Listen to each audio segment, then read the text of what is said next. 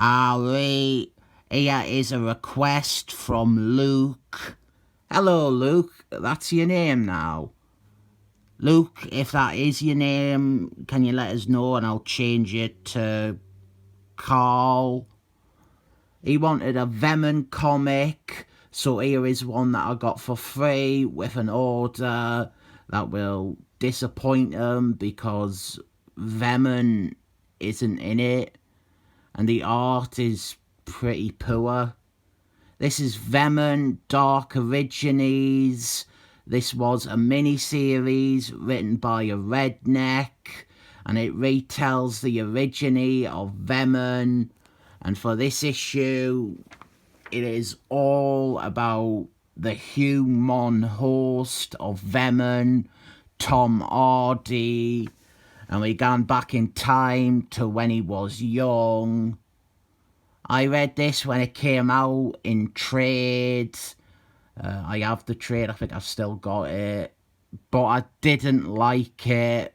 I thought it was one of them needless mini-series that Marvel would do with a mediocre creative team doing naught special.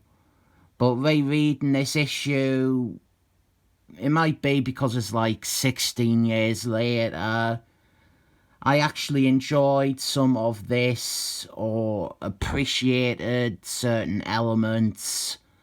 Tom Hardy is set up as a totally unlikable character. Like, in this sequence, there's no innocence or childhood charm to him. He's just a liar and a schemer. We open with a scene when he's a kid and a girl in the street has lost her cat, and we find out Tom Hardy had stolen the cat and kept it captive so that he could find it and then return it to its owner and be seen as a big hero. Let this face be the face that decides what you think of this art.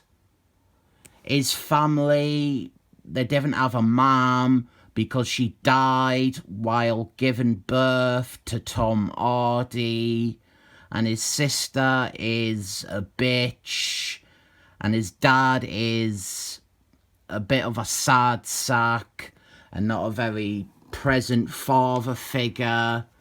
And what happens is one night, him and Tom Hardy are watching the television, and Tom Hardy points out that Richard Nixon is lying in his statements to Congress. And Tom Hardy's dad says that Tom Hardy should become a journalist, and that is like the only encouragement he ever gets as a kid.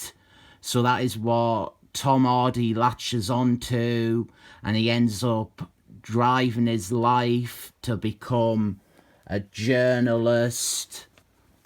This is establishing religion's presence in his life. This will pay off in the later chapters when he gets the Venom symbiote.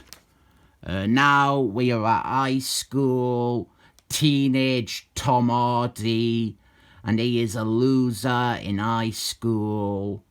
He tries to impress girls by stealing their stuff and returning it to them and claiming that he has found it. He's also quick to anger, and he grabs this girl when she won't go out with him. And he lies about being part of the team. He is bullied and beaten up by everyone else. He's just a little weasel. He's a little liar. Then we have the journalism stuff.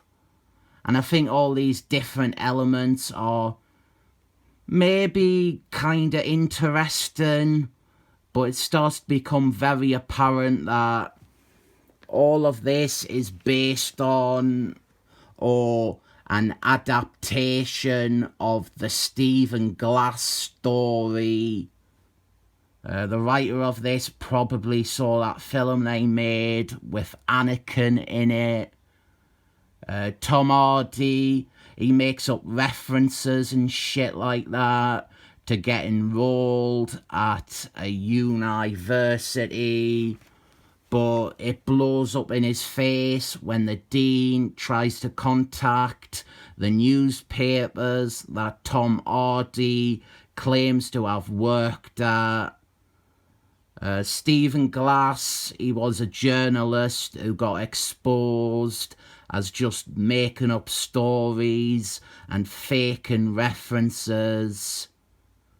He did some story about a rich kid who was meant to be like running a software company and none of it existed. Then Tom Hardy, he scams this girl into going on a walk with him, and they get attacked and mugged. And to make sure that you didn't ever connect to Tom Hardy, he goes, "Please, just leave me alone.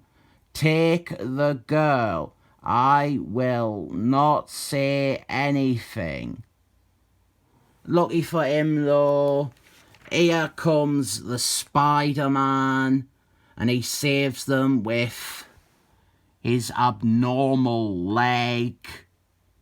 The girl was knocked unconscious though, so she didn't see this, and afterwards Tom Hardy lies and says that he saved her and beat up the muggers, and there's that big goofy smile linking it back to the beginning. No venom whatsoever in this comic. I'm not sure if this is doing much for Tom Hardy as a character either. This is maybe the venom from the original stories, but to say this is the same character who has been portrayed as an anti-hero or the defender of the weak, I think it is at odds with that.